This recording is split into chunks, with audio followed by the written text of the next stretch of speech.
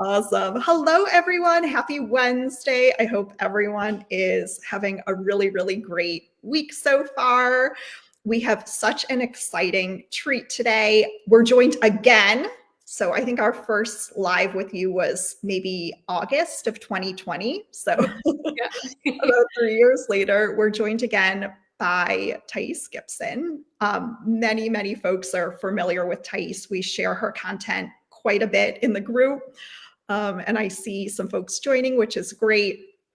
So I'm going to give folks just a minute to file in. Hello, everyone. If you're joining us, let us know where you're tuning in from. Feel free to share something good from your week so far. I'm seeing us pop up here. And just so you guys know, because of the software program we use, we can't see who is commenting. And so if you comment, there's a way to enable it, but it's complicated. I'm not going to go into it. So if you want to say hello, put your name in the comments so we can see who. So I see someone said, Thais is my favorite person who has changed my life. That's so sweet. Thank you for sharing that. Thais, I know that San is a member of my group. So Oh, amazing. I'm not sure. It has San vibes a little bit.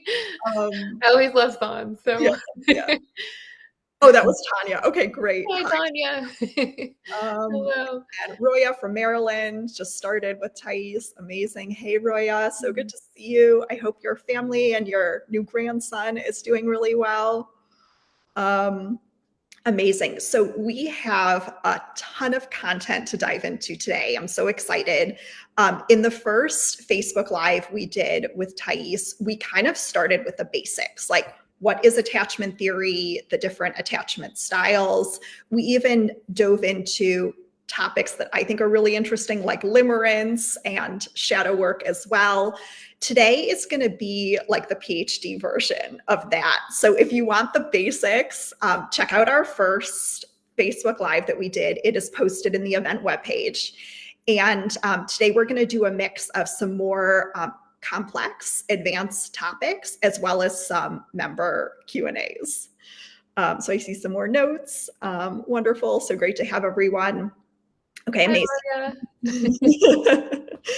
Okay, so the first thing I wanted to start with is a couple months ago, you presented a concept that I thought was really interesting that I hadn't heard before. We often learn about insecure attachment styles like dismissive avoidant and fearful avoidant and anxious preoccupied, and then of course like the illustrious secure. But we don't often learn like a framework for becoming secure. And this is something that you've really dove into. Can you share the steps and kind of break down each of the steps? Yeah, and I'll try not to go on for too long here, but I'm going to share a little bit about how this came about as well. So before I actually ever worked with like attachment related work with clients, I really focused on the subconscious mind because as some people probably know from your group, like our conscious mind can't outwill or overpower our subconscious mind, and our subconscious and unconscious collectively are responsible for 95 to 97% of our beliefs, our thoughts, our emotions, our actions. And so what happens is if we try to consciously address things, then we can have our subconscious mind be like, no, we have our programming and our patterning, and our subconscious mind wants to maintain what's familiar because it equates it to safety and to survival. So I actually spent the very first part of my practice working with people in just subconscious reprogramming, like learning to reprogram their belief patterns, their thoughts, their relationship to their emotions, their coping mechanisms, and especially core wounds, like core wounds being under the belief and thought sort of side. It was just massive. It was massive for me in my healing journey, and saw that create tons of results for people.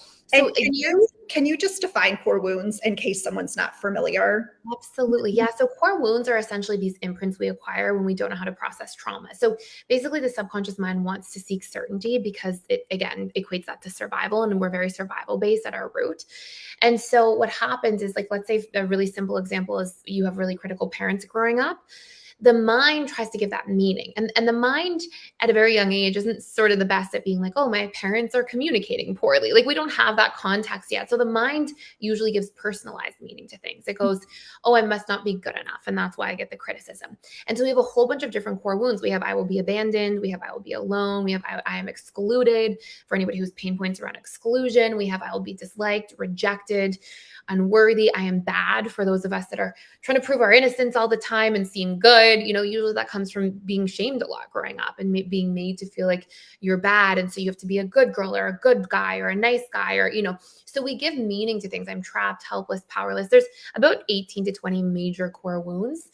And essentially, we have these core wounds, and they're ideas that we carry about ourselves for a very, very long time. So when we start being able to sort of separate our old painful experiences from the beliefs we're carrying about ourselves by doing reprogramming work, it's tremendously valuable. Like, imagine feeling your whole life like you're going to be abandoned. And so we carry that into our relationships, we carry that into our friendships, our co-working relationships, all these different places. And then you can literally recondition that idea so you're not panicking and so consumed by that. So it's tremendously rewarding to do core wound work.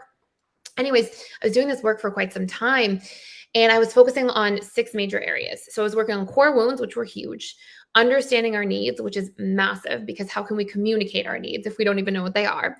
And meeting them in the relationship to self allows us to really build a relationship to self and to be better at self-soothing.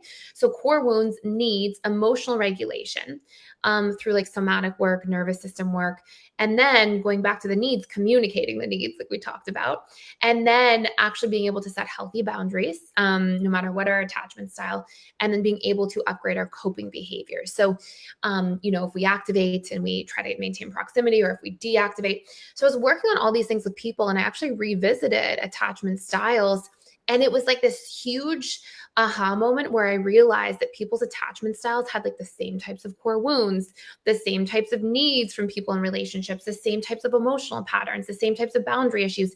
And so these 6 major things that I was focusing on already with clients in a different format, just to help them heal from traumas from past experiences and feel more whole, I realized, like, by understanding somebody's attachment style and targeting those 6 key things with just one simple tool for each area, we would get people to become securely attached by involving the subconscious mind in the process. And so I was seeing all these people, and I had done attachment theory work in first year of university. And you learn this very high level, like, here's attachment styles, here's the temperaments with them. And I was like, oh my goodness, there's this huge missing body of work about, like, you're not born with an attachment style, it gets conditioned into you. Why aren't people talking about reconditioning it, changing it, healing it to become secure? And I realized those 6 key ingredients were what were part of the process. And also, if I knew somebody's attachment style, I knew exactly what their core wounds were going to be, exactly what their big needs were going to be, and on for those 6 major areas. So I ended up creating something called integrated attachment theory, which is essentially just formalizing a large part of the work I was already doing with people and just segmenting it by attachment style, and then doing a lot of that plugging in of the subconscious mind so that we could heal those subconscious patterns, because we need to engage the subconscious for change to really happen. And that's where we see the needle move. And that's where we would see people becoming securely attached very efficiently, letting go of all these patterns, and then actually being able to thrive in healthy relationships.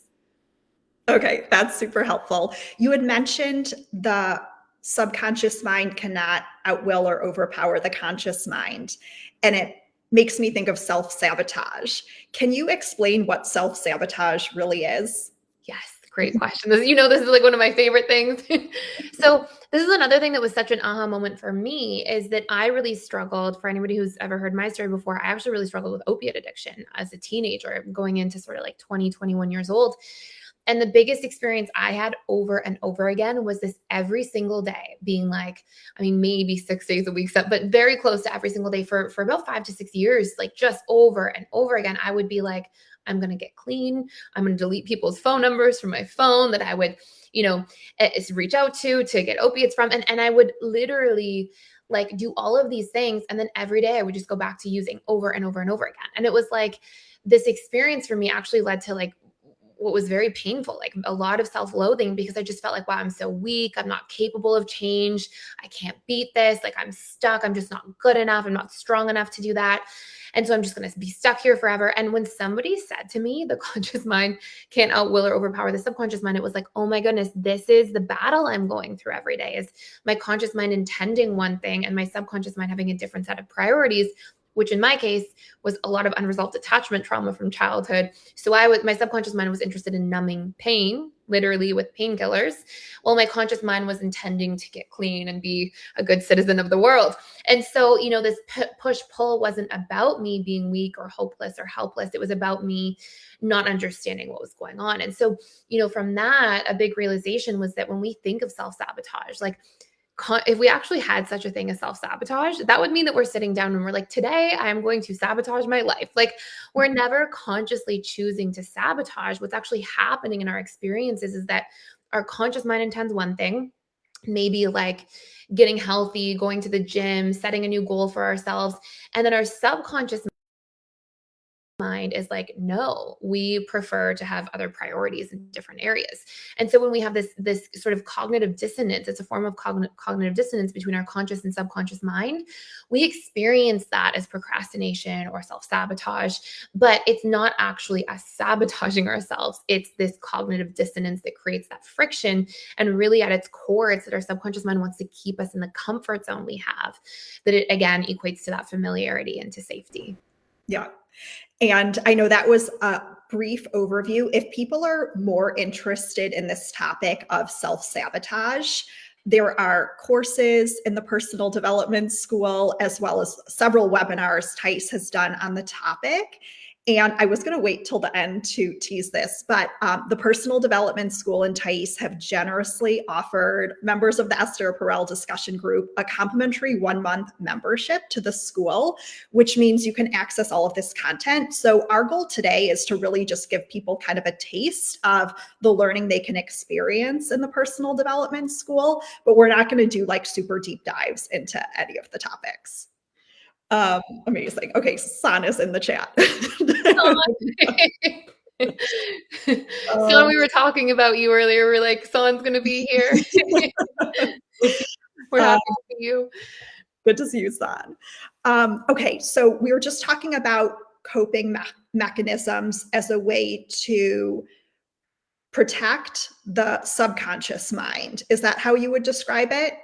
Yeah, I would say that the subconscious mind essentially is trying to do its best essentially to stay safe. Like, that's its primary purpose. And so one aspect of that is us staying in the ways we're used to coping, because these coping mechanisms are familiar. And so it wants that familiarity. But the sort of second branch of it is that if we develop a coping mechanism, even at a really young age, it also means that we're unlikely to let go of it. And like, the best analogy I have for this is, I remember being in a boardroom meeting. This is where I get this example all the time. And I was in a boardroom meeting, and this is years ago. And this guy in the middle of the boardroom meeting got so angry, and he was like an adult. He had like a C-level position at a company, and he got so angry, and he like took his papers, he slammed them down in front of all these people in the meeting in a professional setting, and walked out and slammed the door like as hard as you could slam the door, like, maybe it was going to break off the handle. And I remember being like, oh my gosh, like, how would somebody do that? Like, but what I understand about the subconscious mind is I was like, wow, he probably got positive reinforcement as a child for throwing temper tantrums. And we are likely, you can think of these coping mechanisms we form as children, like whatever's positively reinforced, our subconscious almost like builds a shell around trying to protect. It will go automatically to that coping mechanism. So if as a child, when he, for example, would cry or scream or throw a fit, his parents coddled him and came to him and give approach-oriented behaviors, it's actually firing and wiring these behavioral coping mechanisms to say, this is working, this is good. And so then when we feel those same types of wounds where as a child, maybe we weren't getting our needs met, or maybe we felt unseen or unheard, the brain goes, well, I know what to do because I've been through this before. And it doesn't realize, because our programming runs so deep, that like maybe what served you as a child is now an outdated coping mechanism as an adult. Our conscious mind can observe that, but our subconscious has the programming. And so something that's really valuable for us to do is be able to learn how to rewire these old coping mechanisms so we're not taking, and you can see them in different attachment styles, right? Like you can see the anxious preoccupied, like when they're really triggered, they hold on really tight, right? Like they really try to get close. And you can imagine a child doing that with a parent, right? And a lot of anxious attachers will actually say to me things like, I feel really childlike when I'm in that state. And it's because we literally get stuck in those coping mechanisms. Fearful avoidance, right? Can like push people away and really push very strongly or become harsh or critical, like a child, getting angry, as a child and not really having that filter. Or a dismissive avoidant, I always think of, if you've ever seen a strange situation experiment, like the parent comes back into the room with the child and the DA child won't look. They will just look away. And you see, like, even as an adult, how this dismissive avoidant attachment style can do this thing where they just sort of pull away. But it's actually a reference to, a lot of the time, us just developing these childlike coping mechanisms, and then they just stay with us into our adult lives. Yeah. And you refer to this as arrested development, right? Exactly. So I was so excited when you used that term because I hadn't heard it before. And the way you explained it was so clarifying. I pulled a quote. You've done a couple different webinars on arrested development, and you've also done it like by attachment style type, which I thought was really interesting. So you had said it's so interesting because when we develop coping mechanisms around things that we couldn't properly cope with growing up, those coping mechanisms act as protective shells around parts of ourselves, and those parts don't get to grow up. So it's like essentially like being emotionally stunted in specific areas. For example, for the dismissive avoidant, it might be around resolving conflict. So how does the healing come into play? Like, what's the prescription for it? Okay, so it's a great question. I'm just going to kind of reiterate that because I know you know everything super well. You could probably do the webinar today here too. But there's a whole really important part to it. So it's like a shell, and wherever we are coping, we are not self-observing, we're not self-aware. If anybody's ever had the experience of being really triggered, you probably notice that you kind of lose your conscious mind's ability to observe or do the best thing you can in the moment, right? Because when we're triggering, we go automatically into our coping mechanisms. And so what's interesting is when we form these coping mechanisms as children or young adults, really throughout the course of life, but especially in childhood, because we go directly into coping, we don't grow. Right. So we don't have the ability to say, it's like this shell, and we have the shell that protects us, but it kind of like separates us from ourselves at the same time. So if you're the child, for example, that is dismissive avoidant, and you immediately go into this like just avoid the person mode, then you don't acquire the lessons that are available of like how to work through things, how to communicate through conflict. And wherever we have programming is pretty much automatic, right? So wherever we have programming, we're operating on autopilot. And if we have these autopilot coping mechanisms, they stunt us from being able to say, okay, I can see that I feel afraid in this situation or really uncomfortable. I can see that I want to push somebody away. And instead, I'm going to be aware of that, and I'm going to change the pattern, and I'm going to program in there. I'm going to apply repetition and emotion to change the pattern until I have a new normal. Because when we're triggered, we just go into autopilot and the rest is history, right? And oftentimes we even protect that autopilot space by then projecting, right? We can easily blame somebody else. Well, if they weren't this way, I wouldn't push them away. Or, we can go down that rabbit hole, and every attachment style has the unique things that they do that way because we're humans and that's how we function. And so when we're trying to actually change it, what arrested development really boils down to is that we have these old mechanisms that are not serving our highest purpose now. And the parts of ourselves that are kind of, you can think of it in a way, sort of as an analogy, it's like part of you is trapped in the past, right? Because you're literally trapped using the coping mechanisms you maybe developed as a 5-year-old, and you haven't grown through that experience in a different way yet. So when we revert back to those sort of aspects of self, it's like we go back to the 5-year-old version of ourselves for a moment, right? And a lot of people, when they're in a state of arrested development, will actually report feeling childlike, right? I can relate to that. I'm sure lots of people can, where we've been triggered and you feel small or tiny or invisible, or, these aspects of self. And again, it relates to that your subconscious is used to the patterning that was implemented and programmed at such a young age. So going into that, like the sort of prescription for coming out of it becomes that we want to be able to first observe those patterns. We want to be able to really recognize what needs we're trying to get met through the coping mechanism. So I'll share a personal example of when I actually had arrested development to kind of outline it, because it can be a tricky concept. So I can remember as an adult, I've been with my husband, we're going on about 9 years or so now. And I think it was like the first year that we lived together. So this is quite a few years ago. And I was already running my practice, and had done a lot of self work. And I remember one night waking up and he had said, well, I'm coming to bed soon. I have to finish some stuff for work. So I'm coming to bed soon. And we lived in like a 2-bedroom condo. And he said he was coming to bed in like an hour. I had to go to sleep. I had to be up really early. So I'm like, okay, no worries. Went to sleep. Woke up at like 2 hours later, like he had supposed to be in bed an hour before. And um I felt all this emotion that he wasn't in bed. And like he was in the condo. Like I could hear him like moving around. Like he was in the condo. Like it's not like he was missing in action.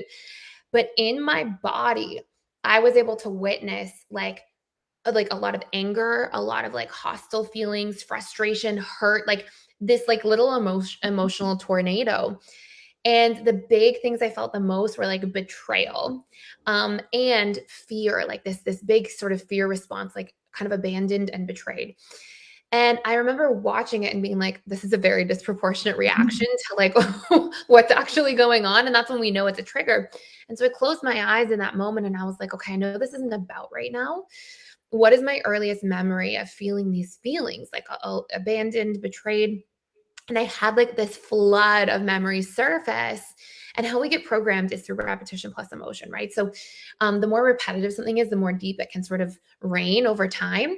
But the more emotional something is, it obviously the biggest impact. So for me, it was funny because like objectively it's not a big deal, but I as a child, it felt like a big deal. I was terrified of the dark. I was so afraid of the dark. I watched like the X-Files when I was a kid, when I was like 4, and I was sure there was like this monster in the shower down the hallway, like for sure. And so my parents, I would panic every night. One of my parents would always say, I'm going to sleep with you tonight. Don't worry. I'm going to stay here for the night. And they would wait till I fell asleep and they would leave. And I would wake up every night realizing they had left and feel so betrayed because they promised they were going to stay there, and then feel this like panic and fear of like, I'm abandoned. And so it was so funny because in that moment, I realized this childlike version of myself that wanted to like cry and wanted to like yell at the same time actually was just rooted in this very repetitive experience I went through as a child where I actually felt really, really strong emotion. And so when we think of that, like that's a form of arrested development. If I couldn't, step one, consciously observe the emotions, then I would have been on autopilot giving into them. I probably would have like yelled at my husband or something in such an unjustified way, like, for how much emotion I was feeling. And so step one, we have to consciously observe. Step two, we want to sort of trace back if we can to like, what is this really about? Where is this really coming from? We don't have to get that step right, but it's good to know. And then number three, if we can sort of dig into that, we can ask ourselves, well, what were the needs I had then that I couldn't access, and how can I get them met now? And if you don't know what those early memories or needs are, just ask yourself, for what I'm feeling right now, what do I need and how can I get those needs met? So what I did is I realized I needed like a hug. I needed to be able to like actually go see that I was all good. I need a little bit of reassurance. So I got out of bed, went, told my husband about the story, got a hug. He ended up coming to bed. Everything was good. And it resolved, like we can resolve in those moments, kind of like in a way retroactively to all that intense emotion, because we can solve for it as adults in ways that we couldn't access as children. And so it's almost like a reparenting exercise at the same time. But if you can break it down into those steps, like consciously observe, what is the real root here? And what am I needing now that I think I couldn't get access to before? And how can I show up for that need or strategize, like action it out essentially? That is very healing. It's very helpful. And then over time, we can also make sure that we're iterating on that. Like we're continuing to rinse and repeat that new behavior. So it gets really wired in as our new set point and subconscious comfort zone. Yeah. So two things came to mind when you shared that story. It was literally the opposite of arrested development. Like if you had in that moment not had the awareness and gone into the coping mechanism, Yes. you would have stayed arrested. And Yes. additionally, if you're not able to be vulnerable and share like the tender spot underneath the feeling, then your partner can't co-regulate with you and kind of be a part of your healing journey. Yes, that's a beautiful summary. And just to sort of touch on that, so like the arrested, like what it would have looked like, right? Otherwise, is it the emotions take over? Maybe I go get mad, or maybe, I think more than anything, I actually felt fear. So maybe I would have just stayed there and felt really small and just, eventually gone back to sleep. And as a child, I didn't know how to have that conversation with my parents to say that I felt betrayed, or to say, and so again, like part of what I'm accessing is the ability to like tap into that vulnerable self, communicate myself, share it, and feel seen and heard, and be able to co-regulate, exactly like you said. So it's a beautiful summary. Thank you. Yeah. So what I would love to do now is use that example, but with the unhealed version of Thais and the unhealed version of Graham, Okay. to show the trigger patterns. Okay. I love that. I love that.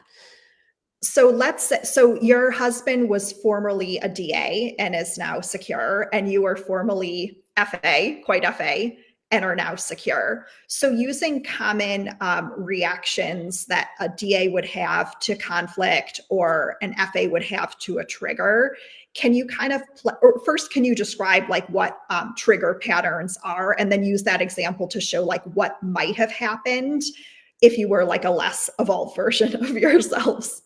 Definitely. That's a really good question. So, for anybody who's not familiar, one thing I found in my practice that we talk a lot about in PDS is we talk about how every relationship that's close has a primary, usually even a secondary trigger pattern. And what this means is that if you can imagine a vicious cycle, because every person has core wounds and they're largely based on our attachment style, exactly the core wound that we have that's triggered, how we respond to our own core wounds will in turn trigger the other person's biggest core wounds.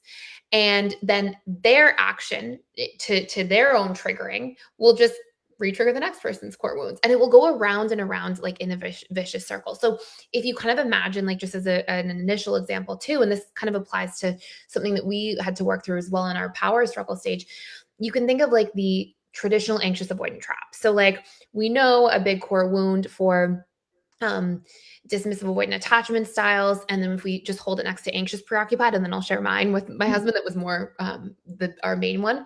So for this experience, right, we'll see the dismissive avoidant big core wound is I am trapped, and another big core wound for the AP is I'm abandoned. So often what happens in these typical situations is the DA will pull away because they're overwhelmed, they're a little emotionally burnt out very easily, they need their space and time more than the AP does.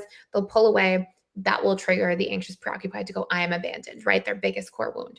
Then how does the AP cope with that? Well, the anxious person usually tries to deal with that by turning around and holding on to proximity, maintaining closeness. So they will latch on when they feel afraid of being abandoned. And then what happens? They latch on. The dismissive avoidant feels like I am trapped because you're latching on and I need space. So they push away further, triggers the abandonment wound further. The AP holds on tighter, triggers the trapped wound even more, and it can just go around and around. And actually, our primary trigger patterns usually are pretty much the destruction of our relationships long term if we don't solve for them, because they're the biggest issues that we're going to find in our power struggle stage. And it's also where people get so exasperated because they're like, why doesn't my partner get it? And it's the place that hurts us the most. So by the time I was with my husband, I'd done a lot of work, but I wasn't fully secure yet. But my biggest thing for sure is I still had fine tuning to do with my needs and my boundaries. So one thing that I would feel is I would feel this sense of betrayal a little bit because I would feel taken advantage of. And my husband's not an advantageous person, especially now. But one thing is that dismissive avoidance, like they tend to be they think, oh, if you're giving to me, it's of your own accord. I don't owe anything. And I still had a little bit of like the covert contract stuff going on. So I would still think like I'm giving and doing all these things and he should just give back, not realizing that I still had some work to do on like communicating my needs in more detail. And so for us, what I would find is I would hold in my frustration because I wasn't communicating my needs proactively. I was doing it reactively. And then I would communicate it in a way of like, hey, you're not doing this in the relationship, or like you're not doing the thing over here that I would have expected you to do. And for him, he had a big core wound around I am defective, which is a big dismissive avoidant core wound. So he would feel like very shamed by that and very hurt. And then he would withdraw. And then I would feel like I'm trying to tell him what I need and he's just ignoring me. And so we would get caught in this cycle where it would be like, I would feel a little bit betrayed because of honestly my own expectations, betraying myself more than him doing anything betraying. But then when that core wound would be triggered, I would become more critical in my communication to him, much more reactive rather than proactive. He would feel defective, shut down. I would feel him pulling away and be like, you're trying even less than what I'm trying to get you to try, become more critical. And that was really our trigger pattern that we worked through. That was the big one for us. And so when I learned to be like more gentle, more proactive about communicating my needs, like really drive that up a notch, that was massive for us. And I actually found like, wow, he's 10 out of 10 really strong, or like 9.5 because I guess nobody's really 10, but really strong at showing up if I communicate gently, consistently, and proactively rather than reactively. And if I'm also like more positively reinforcing in the relationship, and both of us were really able to work through those core wounds together. Yeah. And I know that we often talk about, like, with DAs, yes, I am defective as a core wound, or I'm trapped or controlled, but also I am criticized. And for people who are conditioned to be a little bit more people pleasery, or who have a big fear of abandonment, and so they'll kind of self abandon as a way to keep the connection, oftentimes they'll like put off communicating needs, put it off, and then kind of explode, expressing their needs in the form of criticism, which, speaking of the trigger pattern, that's like exactly the core wound of the dismissive avoidant person, which will just in turn push them away even more. Exactly. And I would say like why it actually stings so much is like that core sensitivity to the I am criticized is really big, but what they actually make it mean is I am defective when they're criticized, Mm. right? So it's like, what happens for the DA, and I think it's really beautiful to like know the context for people who are less familiar, which is like, um, as a child, if you grow up with childhood emotional neglect, a child can't go, oh, my parents are emotionally unavailable. A child can't, they don't know that. There's no context for that. So a child who's actually wired for attunement, like biologically needs attunement, needs that connection, needs that presence from their caregiver, if they're not getting it, they need something really badly when they feel in this really vulnerable state. They can't get it. And so they go, well, it must be me. Something must be wrong with me. I am defective. If I were not defective, I could get my needs met. And it's more stored as a feeling, which then usually gets translated into like the I am defective core wound. And defectiveness is like a big shame wound. Like it feels like lots of shame. It feels really painful to feel.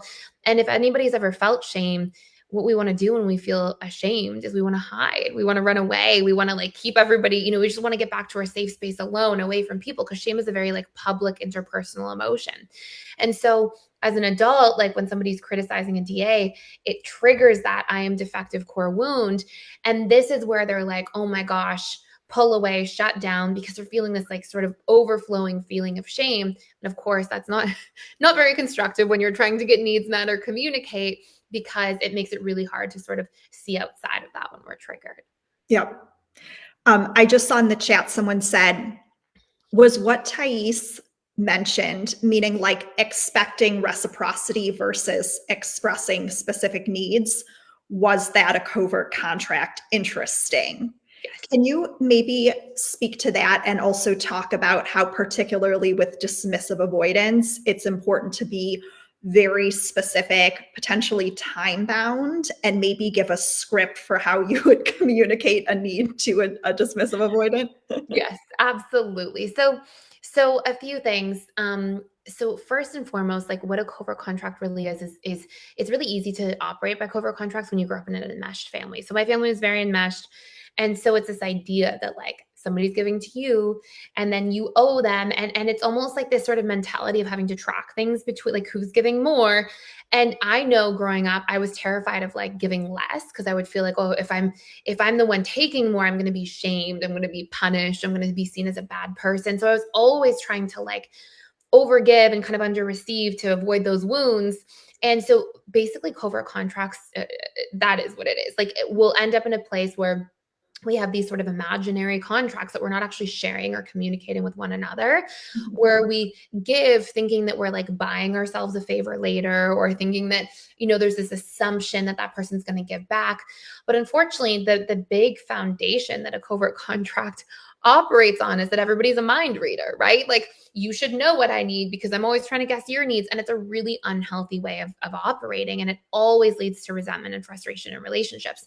So at the point that I was with my husband, that first like 2 years, year and a half, I still had some of that for sure. Like, and I actually came to this point where I was like, okay, I can tell that, like, if I'm being really honest with myself, a lot of my pain points are that I'm not communicating my needs consistently enough and seeing them through. And then also when I am communicating them, my husband's really sensitive to that criticism. And so that's something I'm going to have to like be more mindful of. And anyway, so when we want to come out of that space, we want to communicate, especially to a DA, one of the first things that we want to do is we want to make sure that we're communicating, like I said earlier, in the positive, right? And so communicating before you're triggered, right? Not communicating when you have this undertone of attitude, which is definitely what I would do sometimes, but communicating when you can say, just as the example I always use is rather than saying like, hey, you never take the trash out or you didn't take your turn to do something. Instead, like, hey, I could really use your support this week. Can you take the trash out Tuesdays, Thursdays, or whatever it is, right? Like, ask for those things that we're needing. And dismissive avoidance grow up in a household where there's like not much emotional modeling for communication, right? Not much emotional modeling either for an exchange of needs. So a lot of what we have to do, especially with a dismissive avoidant, is we have to be able to say, here's what I'm needing. Here's what it looks like, right? Paint a picture of what it looks like. I would see this all the time with couples where like people would come in and one person would say, I need support this week. And one person, they come back the next week, one person would be like, I gave you all the support. And the other partner would be like, no, you didn't. You didn't hug me at all. And then the other person would be like, but I took out the garbage and did all the chores. So support can mean different things for people. Mhm. All the ways that we have different needs can be viewed differently by individuals. So we have to start by like expressing our needs in the positive is like the first step on the train Mhm. in real time as much as we can.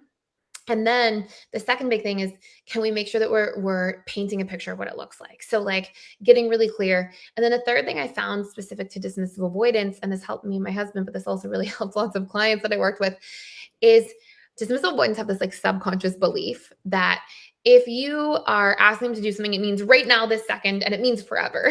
It Mhm. means that if you're like, hey, can you, spend some more quality time? They're like, you want to be with me 24/7 all the time.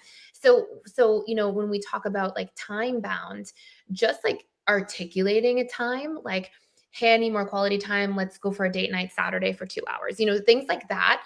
Like, if we can be really clear about that, then it allows a dismissive avoidant to not have their own wounds triggered around feeling trapped or, something of that nature. And they can see like, okay, this is what the need is. This is what it looks like for me to do it, because again, they haven't had that modeling, and here's the expectation for how long it is. And so they can't really get into like any of their core wounds. So I spent a lot of time just working with people on that.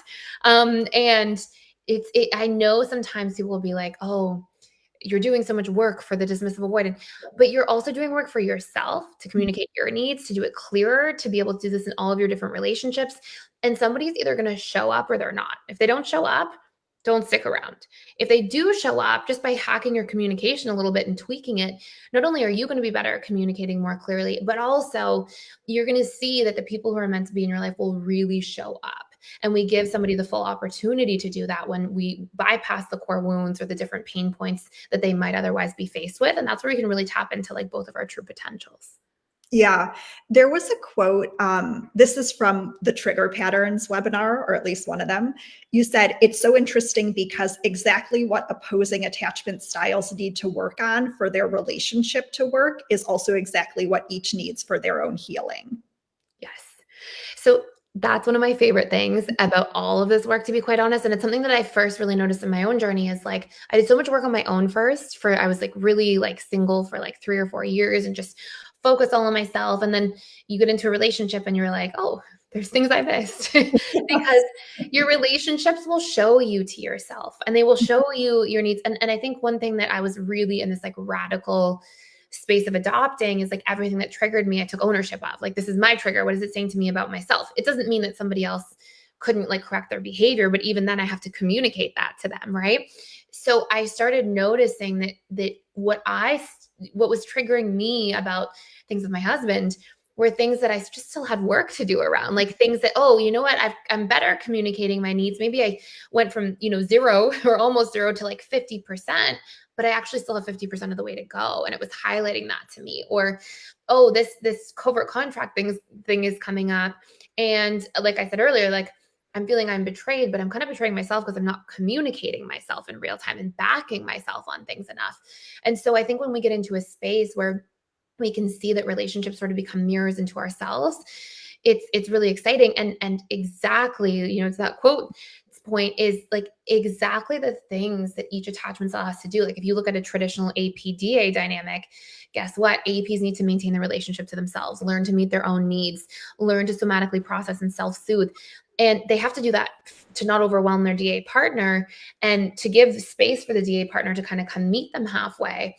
And DAs have to become vulnerable in that relationship, open up, communicate their needs, practice being a little more emotionally regulated and open. And so this is both of their healing work for the relationship, but it just also happens to be the exact work they need to do on themselves to heal the fastest. So our relationships really highlight these things to ourselves, and they also give us really beautiful opportunities to grow and to heal quite quickly. Yeah. So it's never wasted. Like to your earlier point of like, why am I having to do so much work? Like it's not in service of the other person. It's always in service of yourself. Exactly. Beautifully said. Okay, so I'm doing a horrible job of keeping us on time. So I did want to touch on two other concepts. I wanted to touch on shadow work and I wanted to touch on subconscious comfort zone. So maybe we'll just try to be as quick as possible. I don't mind staying a little late too, but yeah, please go ahead. Okay, so shadow work, you've done a bunch of webinars on them, you have a course on it. And you shared a quote. I've seen this pattern where what people do to us, we tend to have a history of doing to ourselves in the hidden form that we're not realizing, which makes our subconscious mind not ring the alarm bells as loudly in the form of red flags. Oftentimes, people who are getting betrayed have some place in their life where they've been historically betraying themselves. This pattern is healed through shadow work. So can you speak to like the not seeing the red flags piece and then also just like shadow work and what is it and how to do it? Absolutely. Absolutely. You found such good like points of reference for these things. So thank you. So I'll share where I first started noticing the most. So I started noticing the most. I worked with both men and women who were coming out of narcissistic relationships, but there was a certain period of time in my practice, for whatever reason, it was a lot of women coming out of narcissistic relationships in their marriages specifically. And I would sit down with them and we'd go through core wounds. And the first thing I saw in terms of patterning, this is probably like the second year of my practice, is I saw that in particular, they usually came from a household first where they were exposed to these types of patterns. So whether a parent what was a narcissist had narcissistic traits, or a sibling or a mentor, a coach, somebody close to them in their life was usually hypercritical. And that became sort of one of the first points. Another big point I would see very frequently is that their boundaries were often violated. For whatever justification, boundaries were violated frequently.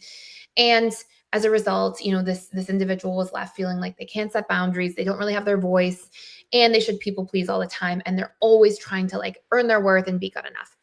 And so I would see a lot of that like kind of pre-programming from the childhood. And what happens is whatever we are exposed to a lot in childhood, we internalize and it becomes the relationship to self. So, then we would see this young woman go into her adult life and she would be constantly telling herself the story, I'm not good enough, or wow, that person's way better than me. I have to go earn my worth, and put all this pressure and expectation on herself.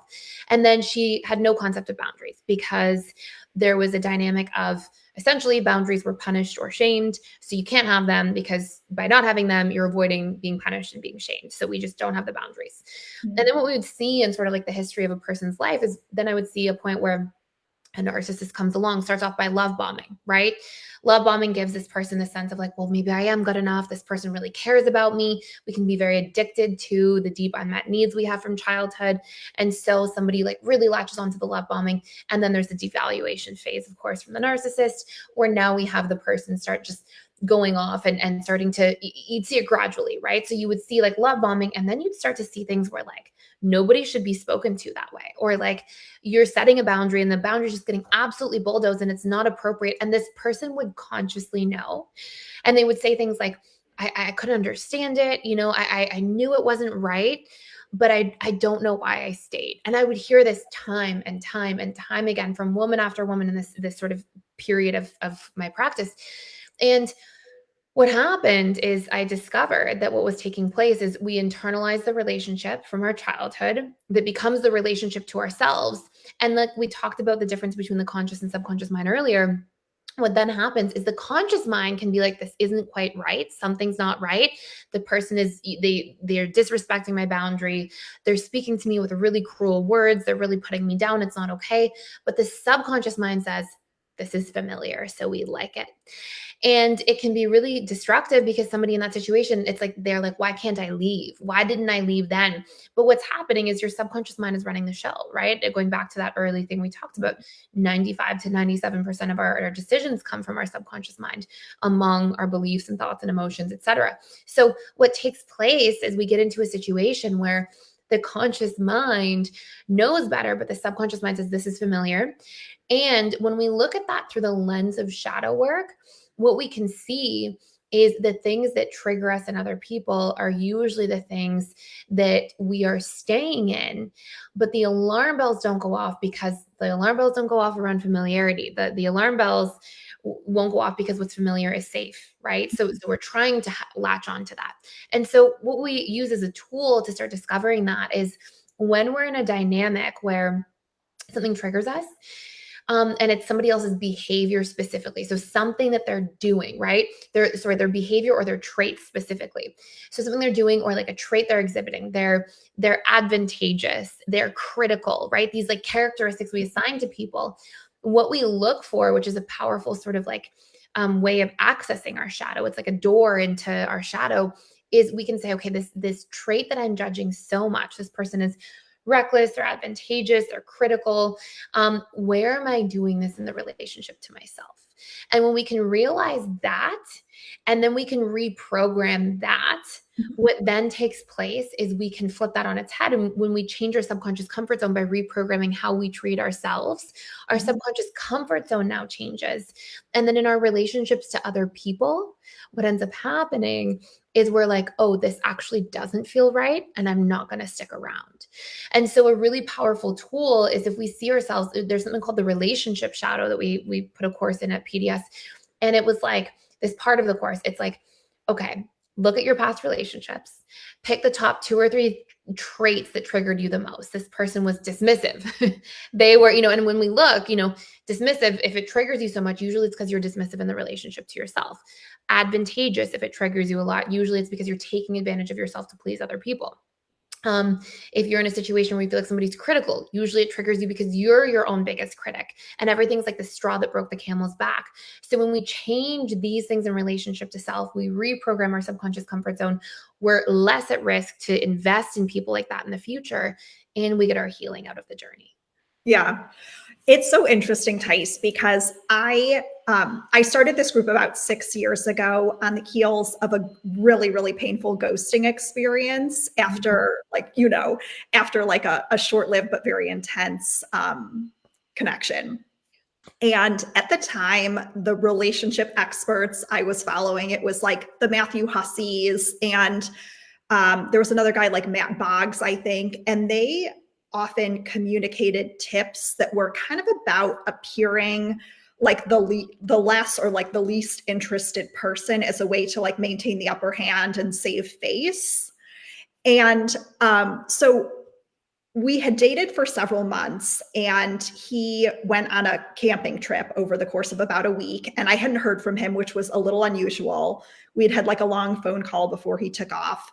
And for one of our dates, he and I had a salmon cook-off. Like I made salmon and he made salmon, and he had ended up making like the smoked salmon. And I was at a restaurant.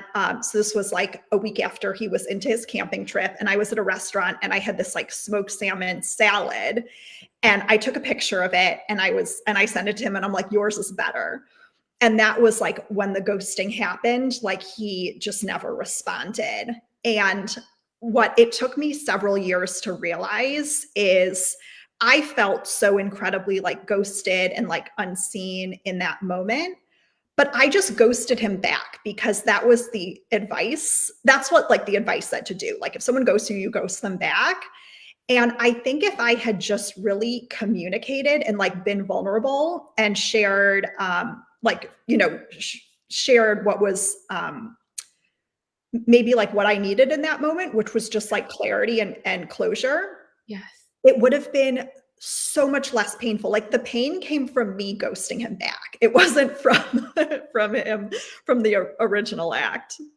And I think to your point, like what he did is not okay, it's not appropriate, but like, it's so funny because when this from the shadow work course probably is that like we have our shadow appear in different ways. So usually one of the ways is that we do what triggered us back to the person who did it. So it's how we react, right? And like one example of this is like, let's say I had an experience doing shadow work where somebody was dismissive to me. It was like a coworker. And I was like, fine, I'm not going to be talking to him, and from this reactivity. And it was at a period of time where I was like starting shadow work. And I was like, oh, I'm just doing what he's doing back and then being mad at him for that situation. So we're wired like that. And unfortunately, to your point, and I don't know, I know who Matthew Hussey is. I'm not sure the other person you mentioned, but that was sort of like kind of why I put content online, is I felt like there was a lot of stuff that's well-intentioned. Some of it's really good, some of it's really beneficial, but some of it's like not really addressing root cause. And what that does is it keeps us in a place where we can easily just keep repeating those patterns because we're not taking like our lesson away from it. And so we get almost in our own state of arrested development where it almost reinforces like, you're such an amazing person and you did such a deep dive into yourself, but like, it almost is so easily reinforces, well, geez, now I'm going to be less vulnerable in the future because somebody hurt me. So we can easily like internalize these painful things and actually keep recreating them over and over because it's our subconscious comfort zone.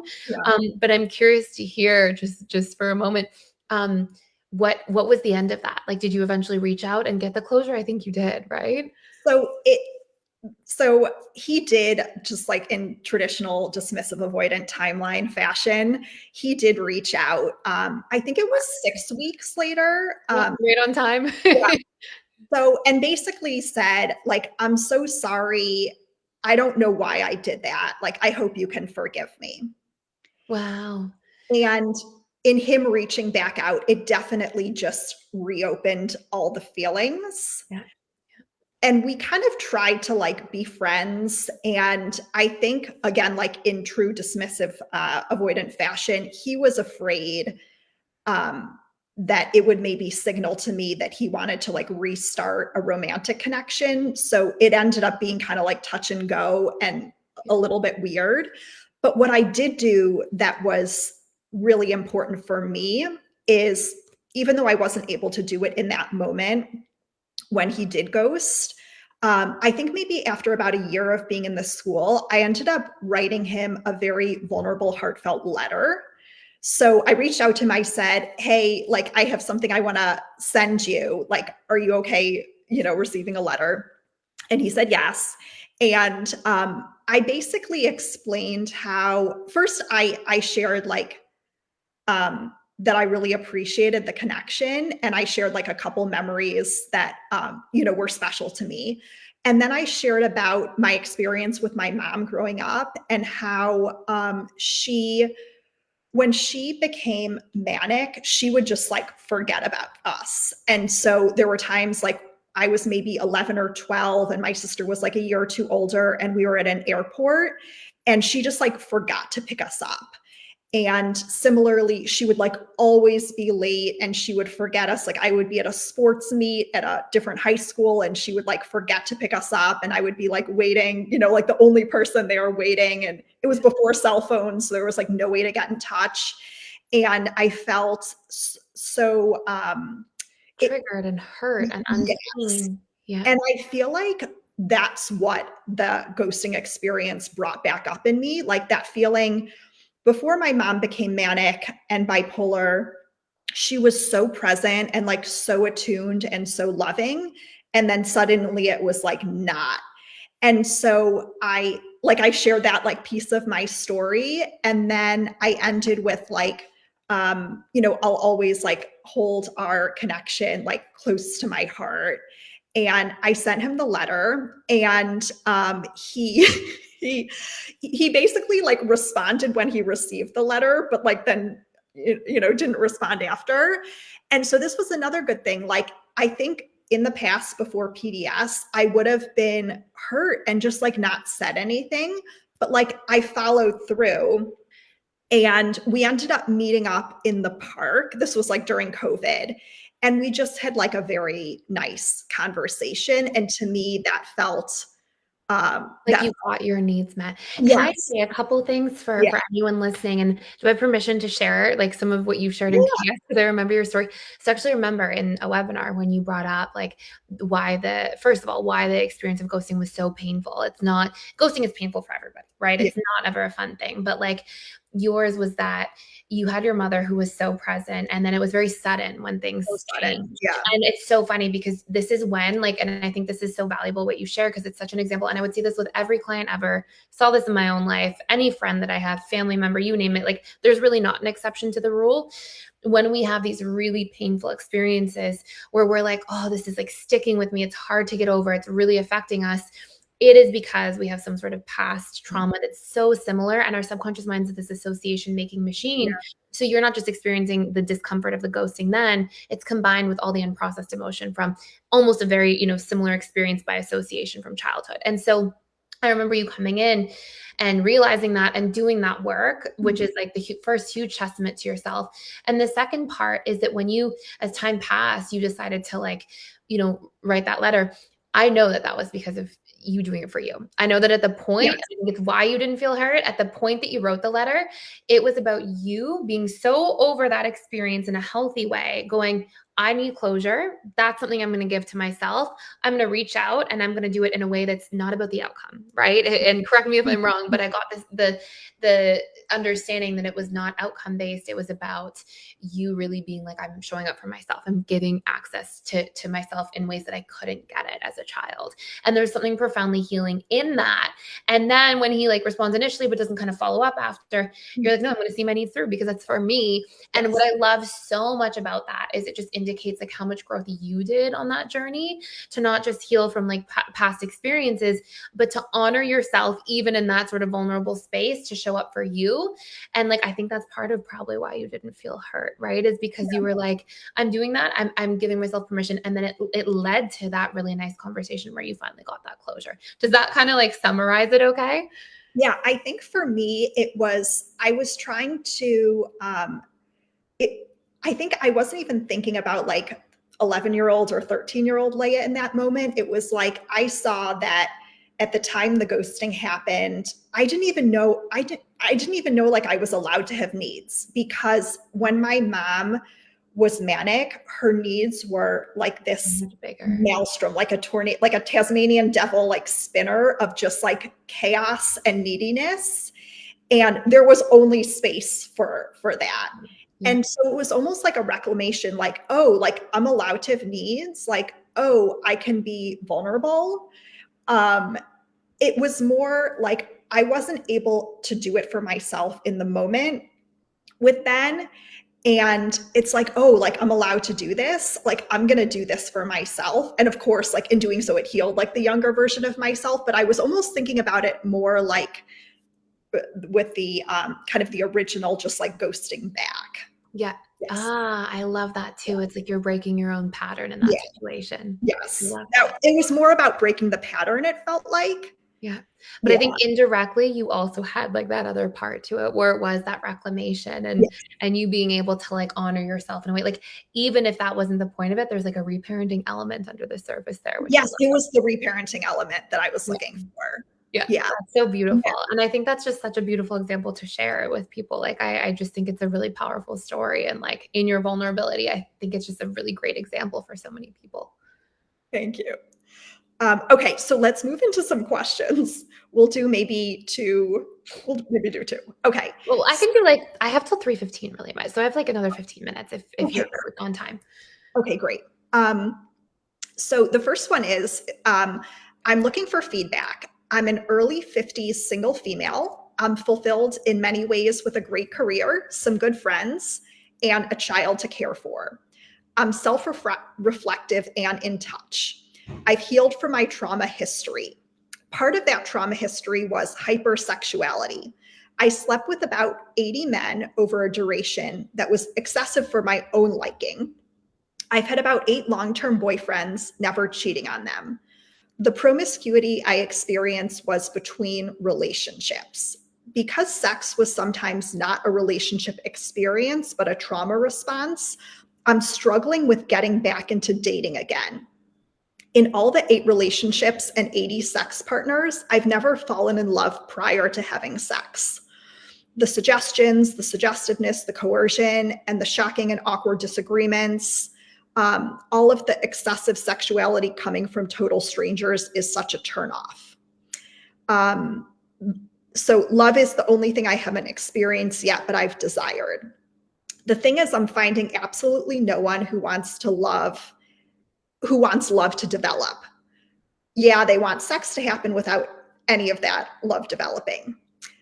Philosophically speaking, it'd be really lovely to slowly develop something wonderful over time, both love and sex. How exactly do you find a beautiful, slowly developing connection that doesn't diverge into the ditch of common, immediate sex? For the record, I've had an extremely high libido. I want sex very much, but only after the beauty of a relationship gets off the ground. Okay, beautiful question. That was so well articulated and nice and vulnerable and clear. So there's a few things I see in there. The first one is I would just look at your shadow. So sort of on the topic of the shadow, there's a part that stood out to me, which was like not wanting love to develop. So kind of like we talked about earlier, whenever we see a pattern, it goes into our relationship shadow. So whenever we see a pattern of we're kind of seeing the outside world and we're seeing like this thing always happens in my outside world, it almost always represents something about our inside world. And it's usually subconscious, meaning it's slightly out of your awareness. And so, what I would ask myself is first and foremost, is there any part of me that doesn't want love to develop? And if so, it's actually going to be rooted in different beliefs you have about love. So, this is a place where you can start by dumping out all of we can call them like our painful dating beliefs. We can call them our fears about love. But what I want you to do is come up with all the different things. And I'll get you started here. I'll give you some really common ones in terms of core wounds and or beliefs. But sometimes we can feel like, well, we're going to connect with somebody and then, somebody's going to get bored and leave anyways. So we're going to eventually be abandoned if we love. Sometimes we can feel that love will trap us. And so we can be afraid of that commitment longer term. Sometimes we can feel like love is pain, right? And if that comes with, associated with a lot of pain in childhood for a lot of extremes that we saw, then that can be there.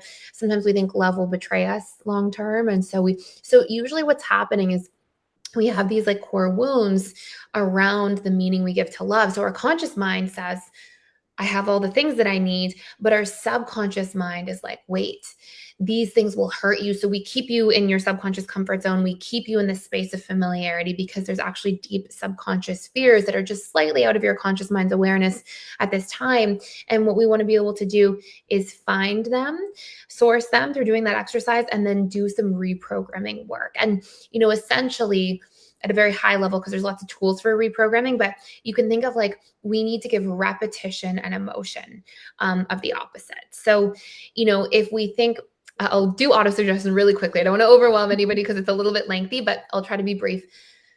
One really easy starter tool is we have to challenge and find the opposite of this belief. So if we believe, for example, that love will, always be abandoned long term, right? So the wound is I am abandoned. Then what we want to be able to do is we want to find the opposite of that. So I will stay connected, for example. Now, I don't believe in affirmations because, as you know, affirmations are for the conscious mind, right? The conscious mind speaks language and the subconscious mind does not speak language. And the really obvious example of this is if I say, do not think of the pink elephant. Everybody thinks of the pink elephant. Your subconscious mind did not hear the do not. So what we need to leverage is the language that our subconscious mind speaks, which is essentially emotion and imagery. And then we have to fire it repetitively because this is how we fire and wire new neural pathways. So if you think for a moment, I will stay connected instead of I will be abandoned. I will stay connected. How do we find emotion and imagery? Well, it's in memory. Every time we think of a memory, if you think of your favorite childhood memory, you'll actually see the images of it in your mind. And it is a container of emotion. If you talk about a great memory, sometimes you'll laugh or smile or light up. So we have to, how autosuggestion works is we try to reprogram our subconscious. It takes about a 21-day period. And for 21 days, we want to have the opposite of our big core wound. And so I am abandoned. I will stay connected. I will stay connected. And we look for evidence of people that have stayed connected in your life, evidence of how you've seen connected relationships last, evidence of why love is possible for you in a connected way. And when we find these memories and we rinse and repeat them for 21 days, it actually reconditions that entire paradigm. And we can drop these core wounds that have really hurt us for a long time, and we can move on to new things. So that's a really great place to start. It's really, really powerful to do that work. But that would be the first big piece that I would work on, is like, what is my shadow here? And underneath that, why am I also not wanting love to develop? Is there a core wound attached? So use the shadow to see insight into yourself and then to reprogram that subconscious paradigm. The second thing I'll just add really briefly that I noticed is in your question as well. I noticed that you talked about hypersexuality, and I want everybody to know that, like, the things that we do, right, the coping mechanisms, they're actually designed to get really specific needs met. A lot of times when I've seen individuals go through periods of hypersexuality, it actually represents deep unmet needs that they didn't have another way of accessing. And around sex, it's often in sex, why we keep seeking it out in many ways or in many forms can be that we have a need for novelty. We have a need to feel wanted or significant or special. And sometimes when you're having sex, it can be this, you feel wanted, and a sense of empowerment from that can come there. This isn't everybody's experience, but it's fairly common in hypersexuality. And then also, sex is a good way to feel connected because you're vulnerable during sex one way or another. You're naked, you're there, it's very raw.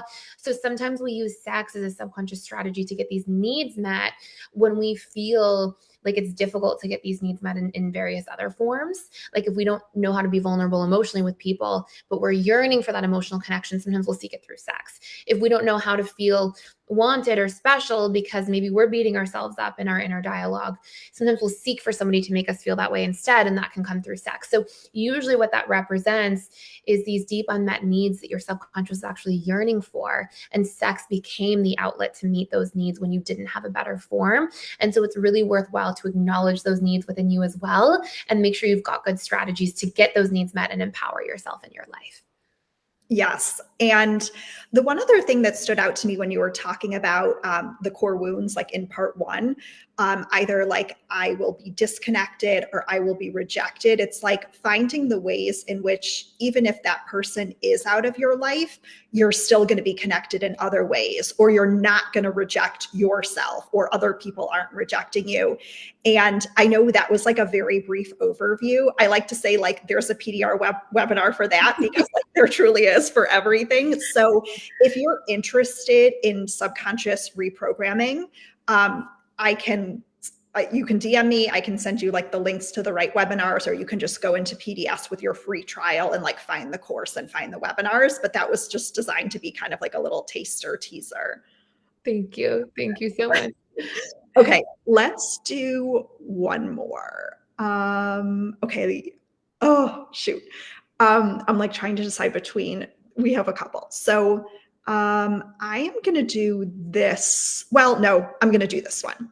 I keep changing my point of view about my marriage. Last night, I thought I must find a way to leave this situation. My husband is not attractive to me because of his habits and his way of talking to me. I have let him be himself, and I can happily be considerate and caring, but just as a friend. That is all he appears to want too. He often rebuffs me in normal conversation, and I feel sad that my idea of a marriage with a man has not turned out the way I would like. He drinks beer a lot, sleeps at odd times, never wants to have a meal with me, and is unexpressive in speech. We have been like this for years. I feel really helpless and get anxious because of a sense of powerlessness. Today, having been to church and had a nice time, mostly on my own or with my son, I feel okay. I can survive the loneliness of this marriage. I can read the newspaper and get on with things and occupations I need to do. I've asked him countless times if he's happy enough with this kind of marriage, and he says every time, yes, adamantly. As you can gather, we don't enjoy sex together. I feel now in my 60s that I only have two choices: to leave this marriage and feel lonely, as I know from experience that I won't have support, or stay and feel lonely as well. I feel trapped and don't know how to create a sense of future possibilities. Wow, what a beautiful question. I'm sorry to hear that you're going through that as well. So I mean, I feel like there's like 9 things in there that I want to sort of unpack, but I'll keep to like maybe the top 2 or 3 that are most potent. So I can really hear in your question a few things. I can hear the core wounds. I can hear this powerlessness. I can hear other things in there. I can hear that you probably feel unseen, maybe even unloved, maybe afraid of being alone. Like those are some big core wounds that we can have. And the biggest theme to me in the entire thing is I get a sense that there hasn't been clear and consistent enough communication between the two of you about your needs. And I really wouldn't be surprised. I can tell you this from seeing this so many times. Like I can hear that you're like, is he okay with this marriage? And you're going to him, like, are you okay with it? And yes, he says yes, adamantly.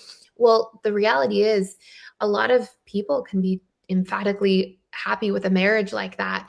And generally it particularly trends towards men around that age. So, especially dismissive avoidant men, because they or if he has like a bit of an avoidant side, even if he's got some secure attachment in there, that dismissive avoidance side will seek a lot of their needs being met through creature comforts, through naps, through drinking, through sort of distractions or TV, and they once they are in a relationship for long enough, they usually derive a lot of their security and comfort needs from a relationship as well. So when he says that, I get the sense, because I would see this enough, that he probably really doesn't want to leave the marriage, isn't interested in it even. And the reason I'm highlighting this is because I would work with so many couples where one person would come in and because they were unhappy, they couldn't understand that their partner could be happy, right? They're like, it's not possible. But I would put that on the table as something to consider, because he really might be. Now, what does that do about you, right? Because what about you in the mix? Well, here's the main thing. I would do this with couples. If you're on the precipice of thinking of leaving, the worst thing that would happen to people, in my opinion, is people will just, pull the trigger, leave, and 6 months later be like, did I do the right thing? And then that would weigh on them for years sometimes, especially in longer term marriages like this. So I would always say to people, we have to set a deadline. Okay. So a deadline basically represents the amount of time you're going to put everything you can into the marriage and relationship. So maybe that is, if you've been married for decades, maybe that's a year of really hard work.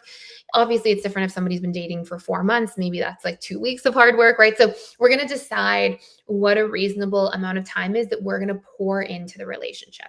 The reason we do this is it positions us for a win-win. On one side, you either do all this work to communicate your needs, tackle communicating in different ways, reprogram core wounds, set your boundaries, see your needs through. You either do all this work here, and your worst case scenario is that you are in a much better place when it's time to leave the relationship, which makes it a lot easier to do so and a lot less heartachy.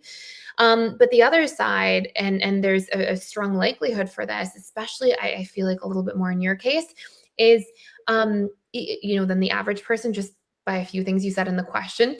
The other side is that you put all the work and you work really hard for a year. Your husband's maybe kind of following you. You might have to lead the way because you're the one doing the work. But I get the sense that your husband would show up. And so it starts with a little bit of vulnerability. I think it's, we say, okay, how long am I going to do this work for? And either you're going to leave a happy camper and you're going to be okay to leave, and you're going to have grown so much as a person, so that's a win. Or your other worst case scenario option, which is maybe your best case scenario, is you put in the work, do the effort, it improves you and your healing and your growth and your relationship.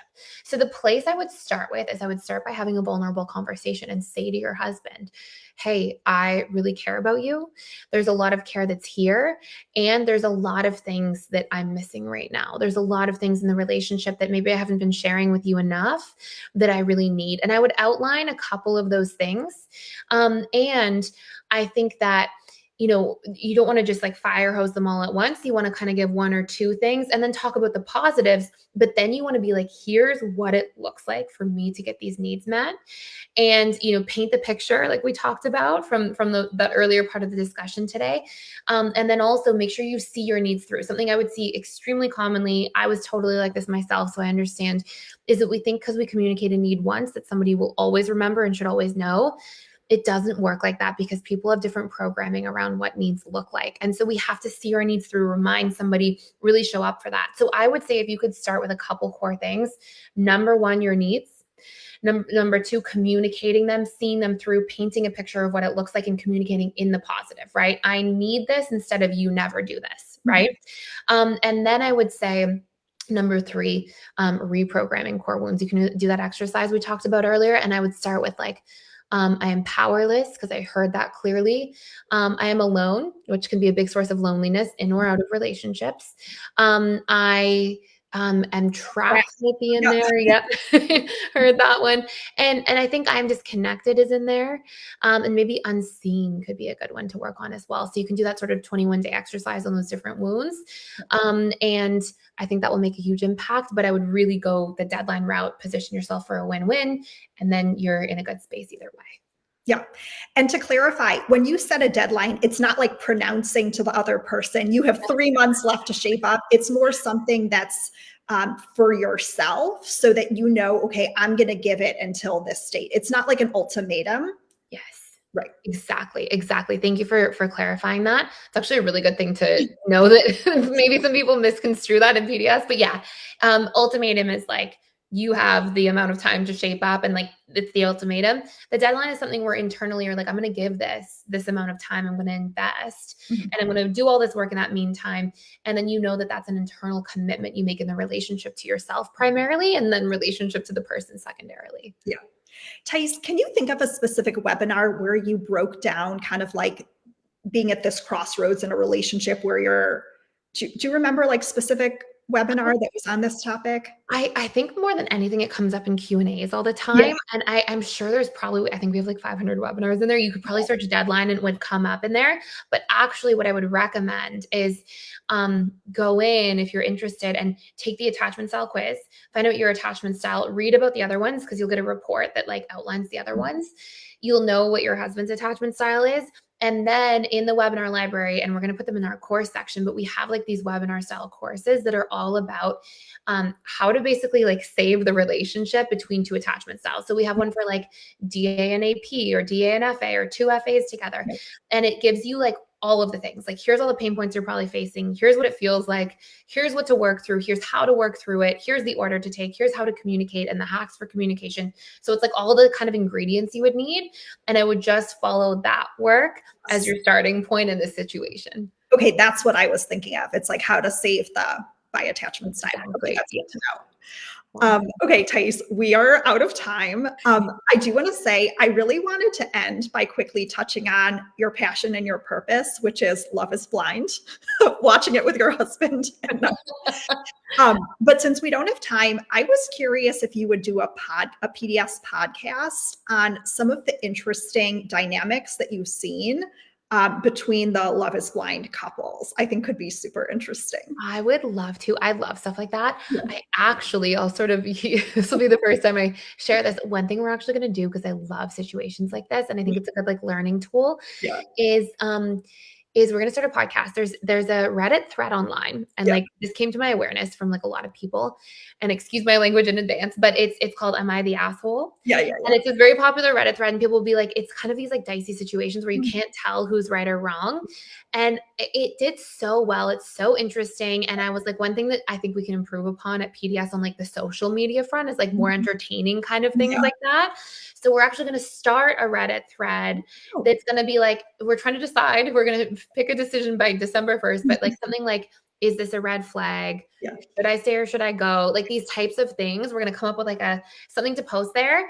And then we're going to get people to post in there their situations and stories. And we're going to do a podcast, maybe my husband and I together doing a podcast about what to do and sort of how to respond to those different scenarios. So something really close, and we'll definitely season some like Love is Blind examples in there. But that's definitely the route I think we'll go.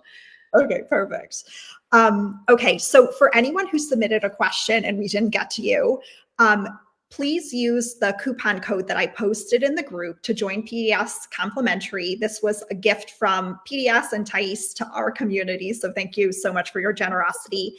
And you can join Thais has Q&A webinars like this weekly, twice a week, actually. So put your question in. There's one tomorrow evening. There's one on Saturday as well. put your questions that you didn't get answered in those webinars, and Thais will get to them. And then, Thais, I know you have a new book coming out shortly. Do you want to just quickly tease a little bit Yeah. about? So, thank you. Yeah. So it's called Learning Love. It's basically all about integrated attachment theory. So those six major components, the tools for like how to recondition your attachment style. It's sort of like a summary of all of that work that I did over time and tools. And it comes out December 12th. It's in like pre-order stage right now. You can find it on Amazon.com. And yeah, we're really excited about that for sure. Awesome. If you appreciate Thais's work, which I know all of you guys do, please support her, order the book, share about it on social. It makes a great holiday present for a family member or loved one. And Thais, thank you so much for your generosity with your time. I know you are so incredibly busy, and we appreciate you taking the time to share your wisdom with all of us today. Thank you so much. I loved being here. I just love the format of this episode. I thought this was amazing, just how you set it all up and like the best like podcast sort of live stream host. If you're comfortable too, I would love to take this. We can maybe chat after, but and Yeah. actually post it on our channel and link it back to your group and things like that. Cause I just feel like this is a really nice conversation to share as well. Yes, just two INFJs bouncing ideas. For sure that makes an impact in that sort of chatting chemistry. Absolutely. Awesome. Well, thanks again, Thais. We'll see you tomorrow night for the webinar, and have a great rest of your Yeah, day. and Thanks, I hope people everyone. come and join, and I'd love to see you on the other side. I'll be in there. I'm in there Thursday evening, Friday, and then we do two sort of back-to-back type webinars on Saturday. So come in with your questions and all of that. Thank you so much for having me. Thanks again. Thank Bye. you. Bye.